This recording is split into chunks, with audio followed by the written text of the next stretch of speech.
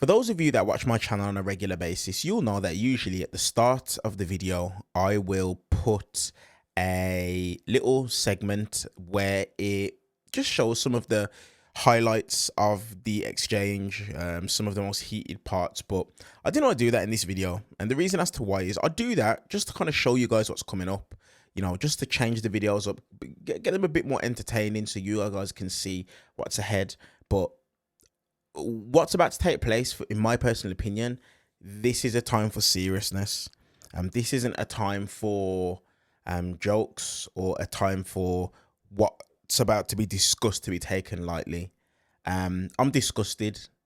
I'm disgusted by what I've seen come out of the United States at the moment. With Donald Trump posting what he did about Barack Obama and Michelle Obama. I'm disgusted. And I don't want to do anything that takes lightly what it is that Donald Trump has done and his defenders. So as usual, let's watch the segment in full. I'm going to sprinkle my thoughts throughout the video, as well. I'm going to give you guys my thoughts in full towards the end. I'll leave a link in the description to the full exchange, so you guys can check that out if you want to. But without any further ado, let's get into it. And please make sure you watch this in full. Watch all of Abby Phillips' segment in the beginning of the video. I beg, please. Good evening, I'm Abby Phillip. 6 days into Black History Month, America's facing another instance of casual and vile racism, except this time, once again, it's coming from the President of the United States. Donald Trump shared a video depicting his predecessor, the first and only Black president and First Lady, as apes. For centuries, that depiction has been weaponized against Black people to dehumanize them, to portray them as animals, beasts, and unequal to whites. It's been used to justify atrocities from slavery and lynchings to Jim Crow and, yes, contemporary racism. Now, comparing Black people to apes made it easy to convince white Americans that Blacks don't deserve even the most basic of human rights. And so, cruelty and brutality were justified. The inevitable consequence? The public, extrajudicial torture of another human. Victims were tied to trees. The killers cut off body parts to distribute to the crowd as souvenirs. The Jim Crow Museum describes that whites considered these brutal events necessary to equal the brutality of the victim, or, in other words, treatment befitting of an animal. The museum mentions that whites would argue that slavery was necessary because it suppressed the animalistic tendencies of Black people. The brute stereotype was particularly prominent in content warning about rape threats against white women. Now, in the early 1900s, consider some of the language in the culture. Writers described Black people as the tempters of Eve, who were born with racial instincts and sexual madness and excess. One even wrote that emancipation led Black people from being a chattel to be bought and sold into a beast to be feared and guarded.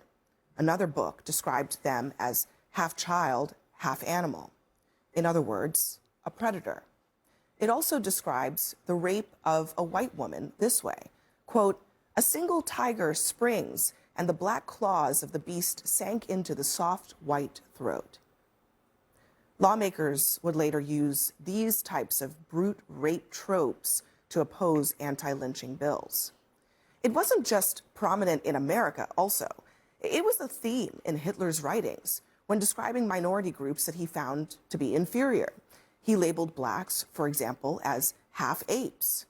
Later in the civil rights era, white supremacists used ape-like caricatures of Black men threatening white women in their propaganda. And of course, in the modern era, during Barack Obama's candidacy and presidency, racists passed out monkey T-shirts, monkey dolls appeared at Republican rallies, and a viral image labeled Air Force One as Watermelon One, featuring the face of a smiling monkey. The New York Post apologized for a chimp cartoon, and Roseanne Barr was fired for comparing an Obama advisor to Planet of the Apes. And, of course, Donald Trump.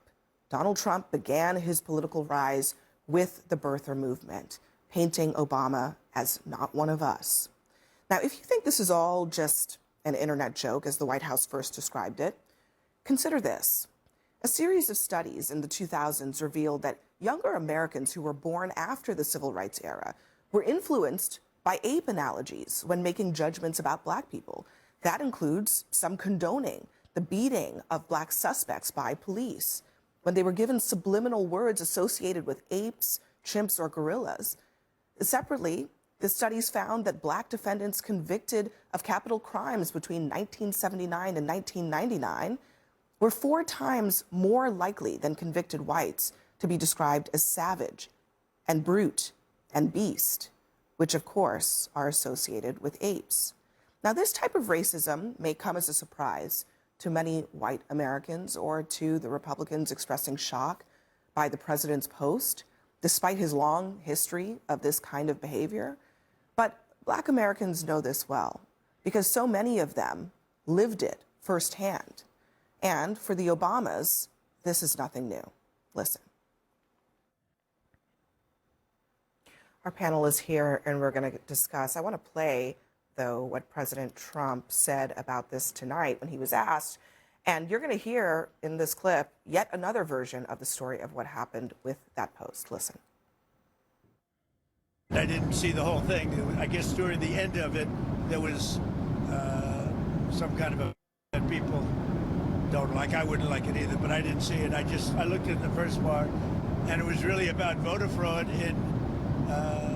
and the machines, how crooked it is, how disgusting it is. Then I gave it to the people. Generally, they look at the whole thing, but I guess somebody didn't, and they posted, and we took it down. Mr. President, a number of Republicans are calling on. Just real quick, don't you think it's interesting to when you heard what he just said? He said they wouldn't like it, and then he moved on. Then when he started to speak about the machines, he was more angry about the machines than he was that the fact that somebody in his quote-unquote recollection of things, one of his staffers put up that video of former President Obama and the former First Lady Michelle Obama as apes. He's more angry at the machines than the racist content that was put out. You to apologize for that post.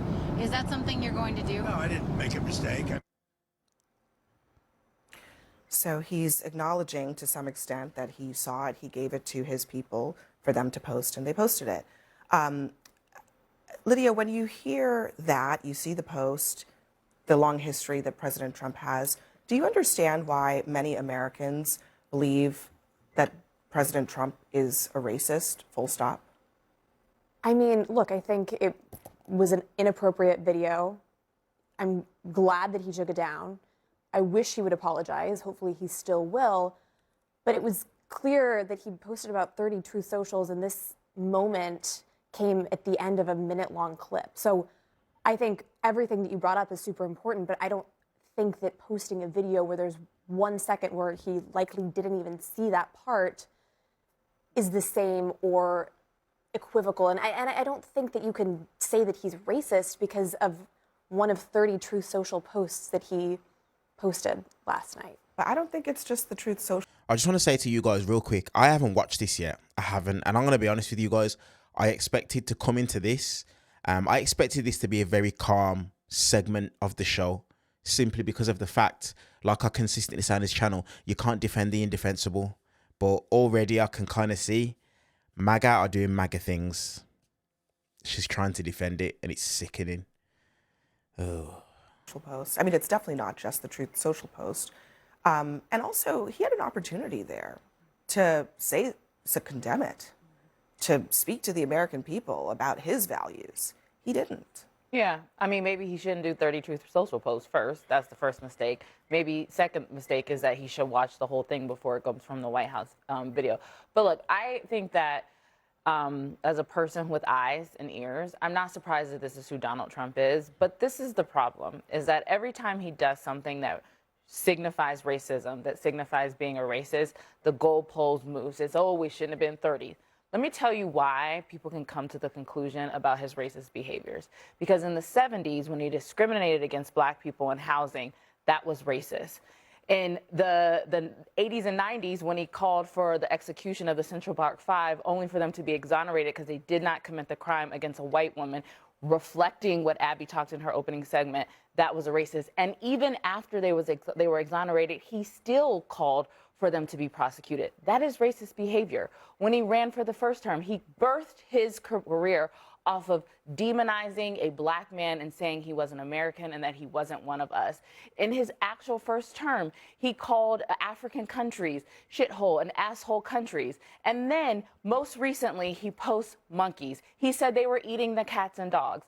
I don't have to take 1 second of a video that he says he does not, he did not see. Problematic, point blank, period, should be enough. But it's a history of it. So what are we supposed to say? Oh, just keep moving the goalposts until we're literally in the depths of hell? No. His behavior is his behavior. And at one point in time, over the last 4 weeks, let's just say the last 4 weeks, children will look and say, and I think they will refer this time period to the time period when little black kids walked into segregated schools and there were people screaming at them, calling the most obscene words possible. And I just plead with people, you don't want to be those people that wanted to stop segregation. You have to stand in the gap and call a right and a wrong, and you can still support his policies, but you cannot support that behavior. I haven't heard anyone supporting that behavior. Yeah. I mean, I haven't heard anyone supporting that behavior. But maybe I'm wrong, but I haven't heard anyone say that's a good thing. And as we all know, I'll give you one example if you want. Okay. I mean, actually, look. let me take that back. I have a few examples. But the biggest thing is he took it down, so he's not supporting. I know the point you're making. But just to point out, there's a divide here, right? There are the people, lawmakers who, are criticizing him. And then there's Laura Loomer, who advises the president, is there all the time. She says, Donald Trump did nothing wrong. Nobody has done more for black people than Donald Trump. She also called for Tim Scott to resign because he condemned Trump. You've got Benny Johnson saying, a hoax you got tricked into falling for by Democrats. Dinesh D'Souza says, in context, this is both amusing and harmless. Another race hoax from the left. There's more.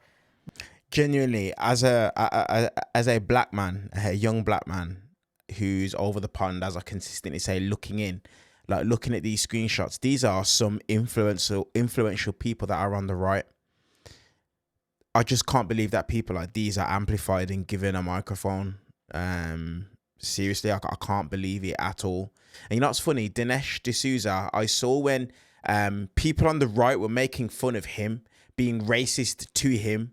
I remember him putting up a post to replying to one of them, basically kind of being upset and sharing his displeasure at the fact that people on the right were being racist to him.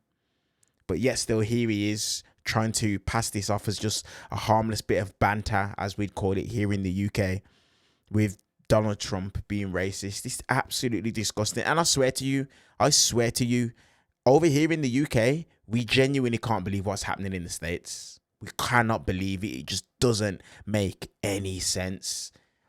And you know the worrying part? There's still like 2.5 years left of this guy, if not more. Just under 3 years left of this guy. Just under. Like, I don't know how. I don't know what you guys have got to do. Please make sure you all go out and vote in the midterms. But you've got to limit this guy's power. And if at all possible, get him out of office. I don't believe that's going to be possible to be able to be done, because the bar is so low for this guy. It doesn't matter what he does. No one will try and press him on it. But just, it's disgusting, man. Another case of Trump derangement syndrome, et cetera, et cetera. There are these people, and then there are also the Republicans who will condemn this as if it is a thing in isolation. But Trump keeps doing it over and over and over again. And I think, to Dinesh D'Souza's point, when Democrats bring up race, it's always because they're using it as a weapon. But actually, Trump is bringing up race all the time and using it as a political weapon. Yeah, the fundamental underlying underbelly of the Trump political movement. Sure, there are people who vote for him for taxes, and there are people who vote for him because they think that the elites are not paying attention to them and all those things. But the underbelly, the thing that is the base level element of the Trump movement, is this fear of many white Americans about the changing culture that's happening in America, the changing demographics of America. And here's the truth. The majority of America, or the largest racial group in America, is going to be white people, for as far as the eye can see. We still have the most popular music in America is country music, right? Most people in America are Christians. White Christian culture is fine. 90% of the people who run CEOs and companies are white people. It's going to be fine. The president is playing on this, but the only way that those white people, that the country is going to be fine, is going to work out, is if the African Americans, the Asian Americans, the Latinos, if we all play on the same team. And what Donald Trump is arguing is that we're not going to play on the same team. We have to be first. They have to be last. It's an apartheid-style, segregationist-type approach to how we're going to govern this country. And Americans who disagree with that have to stand up. Today, I felt like a few of them did. We need more. And without a shadow of doubt, what you've just said is the truth. And this has always been my gripe. This is one of the main reasons why I started this channel. Because I couldn't understand, how is it that people in the States, how can they not see through what this guy is doing? I knew what this guy wanted to do, and I knew this guy wasn't a someone who's operating in good faith from 2016, and I wasn't really even into politics too tough then. But when I saw him running again this time and he actually won, I said enough is enough. I have to share my thoughts and feelings on this guy. How Americans can't see through it is completely beyond me. Interesting, though. I mean, Donald Trump has received a larger percentage of black votes than any other Republican candidate this century. Right? There was a shift of, it was 4% when John McCain ran. Now it's about 15% for Trump. So I guess I'm curious to get your take on if he is regarded as a racist figure, which I do not agree with. How would so many voters be turning to him? Well, to be fair, black people still overwhelmingly voted against Donald Trump than any other demographic in this country. So yes, 92% of black women voted for for Kamala Harris, and 78% of black men. That is still an overwhelming majority. And I would ask, that's a great question, because for those black Americans that go to the Black History event at the Trump White House, for those black Americans who wear MAGA hats, what do you think about that video? Do you want an apology? I think there are some things that require more than just taking it down. There are some things that can't be unseen. The CEOs that Jamal's talking about. No, they're not. No, who are voting for Donald Trump?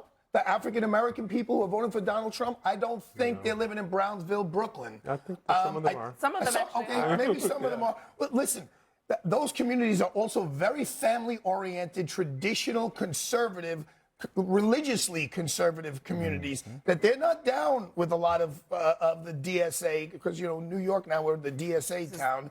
They're not Democratic down. Socialists of America. Right, the Democratic, so they're not down with that. They're more down with the Republican traditional family values. So I think that's part of it. And Abby, the one thing I'm going to disagree with you about is, you know, you said Donald Trump is over and over and over and over again, like doing these racial things. I mean, I think that's a bit of an exaggeration, that it's over and over. I don't think it's an exaggeration at all. I mean, we have, look, let me just play. We talked about the history that Ashley just illustrated, the housing discrimination, the Central Park Five. Here are his But monkeys and apes were today. His own words. Let's just play it. Let's just play it.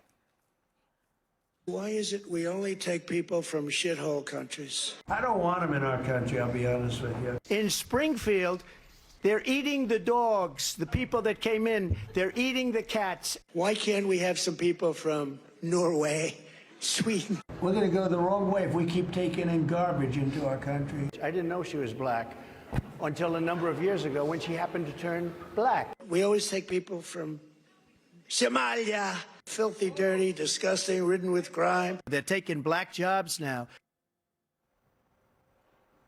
So, I mean, look, depending on what's important to you, their words, their actions, there's also policy.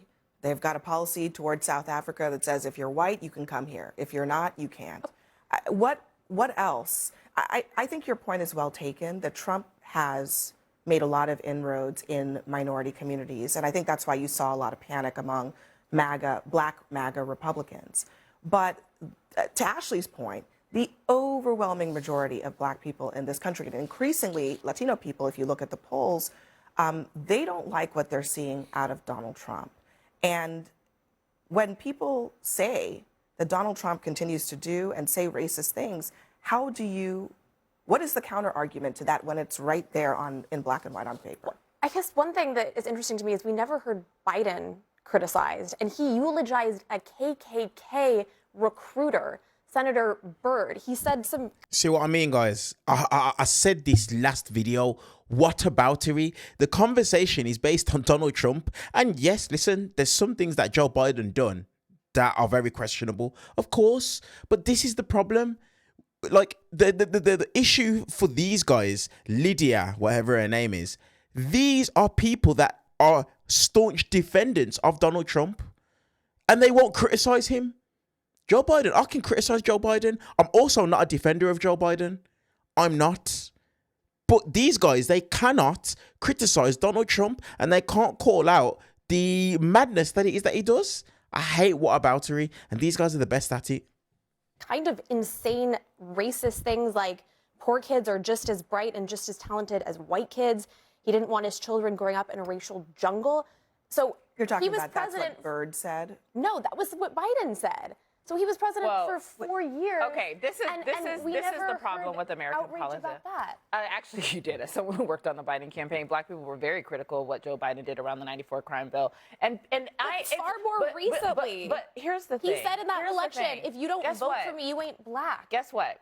And you know what? Joe Biden is not the president anymore, right? Like, this is my point. Part of what is the outcome is when people say things, there are consequences. We are not talking about Joe Biden. We are talking about on February 6th, 2026, in the year of our Lord and Savior, Donald Trump retweeted the former first black president of the United States, first black first lady of the United States.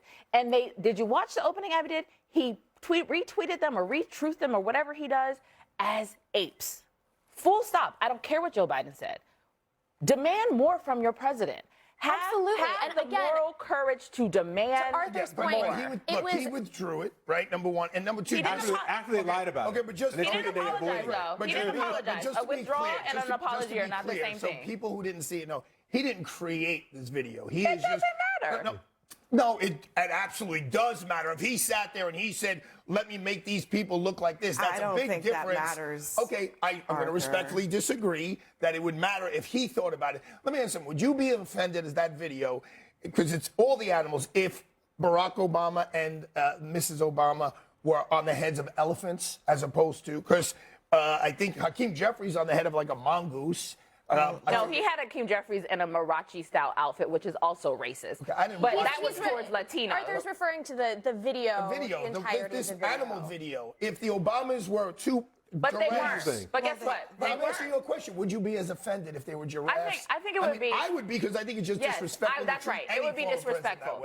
It would be disrespectful. But I wouldn't say it's racial to say he's on the heads of giraffes. But he's not stupid. He's not stupid. It wasn't giraffes. It was apes. And so there is no hypothetical in this situation. Well, here's the thing. We just watched what Abby put out. We watched an entire segment, entire montage of Donald Trump saying racial things. So if you said Donald Trump was, this great sort of racial uniter, he was trying to bring us together, and then he did something like this, okay, maybe he made a mistake. But that's not what happened. This is a litany of Donald Trump's actions. We're going to pause and continue when we come back. And, worth noting also, the president had an opportunity today to say something about it. He didn't, okay? So next, should Trump supporters own his... Honestly, man. Honestly, these people are just disgusting, man. It's just so frustrating. Oh, I genuinely don't know how to put into words like what's happening in America at the moment. Not in America, like the world. And this is the reason why I say my channel is called Just to Confuse Brit. I'm not here to try and act like I'm, well-versed in politics. I know the stuff that I need to know, but I just can't wrap my head around the fact that, there really is a cult taking place in the world. Genuinely. There genuinely is a cult taking place. And there's nothing that the cult leader can do for the cult members to be able to break free and say, you know what, enough's enough. There's absolutely nothing this guy can do. He can do whatever he wants. And the craziest part for me is that he knows it. That's the reason why he said he could pull out a gun and shoot someone in the middle of the street and his supporters would still support him and be on his side. I mean, hell, he didn't actually physically do it himself, but a member of his militia, ICE, took out their gun and executed an American citizen in the middle of the street while trying to defend a female. And we literally saw his audience, his base, defend him to the high heels. I just don't understand. And this is the reason why my channel is called Just a Confused Brit. Because I'm just confused as to how America thought it was going to be a good idea to put this guy back into office. It just confuses me every single time.